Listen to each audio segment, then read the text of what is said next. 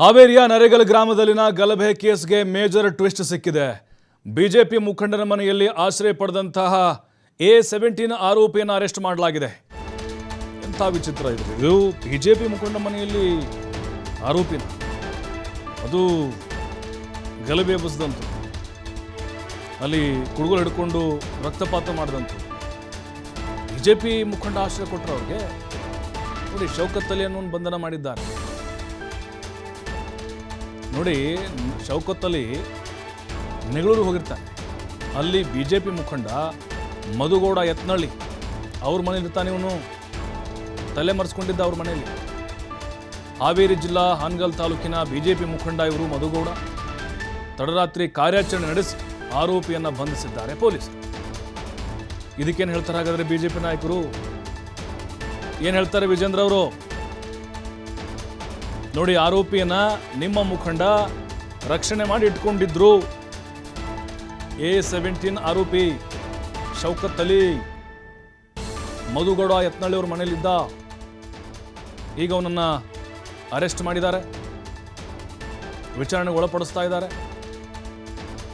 ನೋಡಿ, ಈ ವಿಚಾರದಲ್ಲೂ ಕೂಡ ಸಹಜವಾಗಿ ರಾಜಕೀಯ ಆಯಾಮವನ್ನು ಪಡೆದುಕೊಳ್ತಾ ಘಟನೆ, ಹಿಂದೂ ಮುಸ್ಲಿಂ ಅಂತೇಳಿ. ಹಾಗಾಗಿ ಬಿಜೆಪಿ ನಾಯಕರಿಗೆ ಮುಜುಗರ ತರ್ತಾ ಇದೆ ಇದು. ಮೇಲ್ನೋಟಕ್ಕೆ ಹೇಳೋದೊಂದು, ಅವ್ರ ಸಿದ್ಧಾಂತಗಳೊಂದು. ಇಲ್ಲಿ ನೋಡಿ, ಅಂದರೆ ಎಲ್ಲರೂ ಚೆನ್ನಾಗೇ ಇರ್ತಾರಲ್ಲಿ, ಕೇವಲ ರಾಜಕೀಯಕ್ಕೆ ಮಾತ್ರ ಕೆಲವೊಂದು ವಿಚಾರಗಳನ್ನು ಬಳಸ್ಕೊಳ್ತಾರೆ.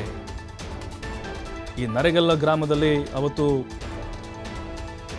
ಮಸೀದಿ ಕಡೆ ಎತ್ತು ಹೋಯ್ತು ಅನ್ನೋಂಥ ಕಾರಣಕ್ಕೆ ಆ ಮುಸ್ಲಿಂ ಯುವಕರು ಬಂದು ಕುಡುಗೋಲು ತಗೊಂಡು ಹೆಂಗೆ ಬೇಕೋ ಹಂಗೆ ಹೊಡೆದಿದ್ದು.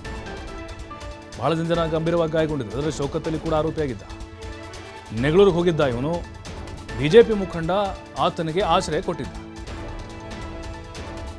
ಯಾವ ಥರದ ಟ್ವಿಸ್ಟ್ ಈ ಒಂದು ಪ್ರಕರಣ ತೆಗೆದುಕೊಂಡಿದೆ ಅಂಥೇಳಿ ನಮಗೆ ಗೊತ್ತಾಗ್ತಾ ಇದೆ. ಅಂದರೆ ಈ ಬಿಜೆಪಿ ನಾಯಕರೇನಿದ್ದಾರೆ, ರಾಜಕೀಯಕ್ಕೆ ಈ ಧರ್ಮದ ವಿಚಾರವನ್ನು ಬಳಸಿಕೊಳ್ಳೋದು. ಅದಾದ ಮೇಲೆ ನೋಡಿ, ಎಂಥ ಆರೋಪಿಗಳಿಗೆ ಆಶ್ರಯ ಕೊಟ್ಟಿದ್ದಾರೆ ಅಂದರೆ ಇದಕ್ಕೆ ಉತ್ತರ ಕೊಡಬೇಕು ಜನ.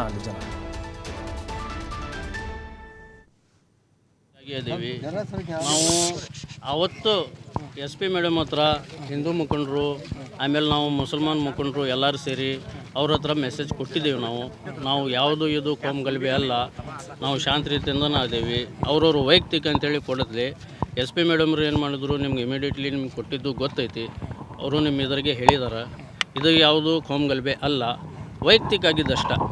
ಅವರು ವೈಯಕ್ತಿಕ ಯಾರು ತಪ್ಪು ಮಾಡ್ಯಾರ, ಅವ್ರು ಕಾನೂನು ಕ್ರಮ ತಗೊಳ್ಳಿ, ಅವ್ರದ್ದೇನೈತಿ ಮಾಡಲಿ, ನಮ್ದೇನು ಅಭಿಪ್ರಾಯ ಇಲ್ಲ. ಹಿಂದೂ ಮೇಲೆ ಕೇಸ್ ಆಗೈತಿ, ಮುಸ್ಲಿಂ ಮೇಲೆ ಕೇಸ್ ಆಗೈತಿ. ಇವರೆಲ್ಲ ಭಾಗಿಯಾದವರು ಹೆಂಗೆ ಏನು? ಇಲ್ಲ ಸರ್, ಅವರು ಭಾಗಿಯಾದರಲ್ಲ, ಮಾಡಿದವರು ಇಬ್ಬರು. ಉಳ್ಕಿದ್ರು ಏನೈತಲ್ಲ ನೋಡಕ್ಕೆ ಹೋದರು. ಹಂಗೆ ಭಾಗಿಯಾದ್ರೆ ಇದ್ರೆ ಅದೆಲ್ಲ ನಿಮ್ಗೆ ಗೊತ್ತಾಕಿತ್ತು. ಆ ಥರ ಯಾವುದಿಲ್ಲ. ಅವ್ರಿಗೂ 6 ಜನಕ್ಕೆ ಬಿಟ್ಟರೆ, ಇವ್ರಿಗೆ ಇಬ್ರಿಗೆ ಬಿಟ್ಟರೆ ಮತ್ತು 7ನೇದವರು ಇಲ್ಲ, 3ನೇದವರು ಇಲ್ಲ. ಅದು ನಿಮ್ಗೆ ಗೊತ್ತಿತ್ತು.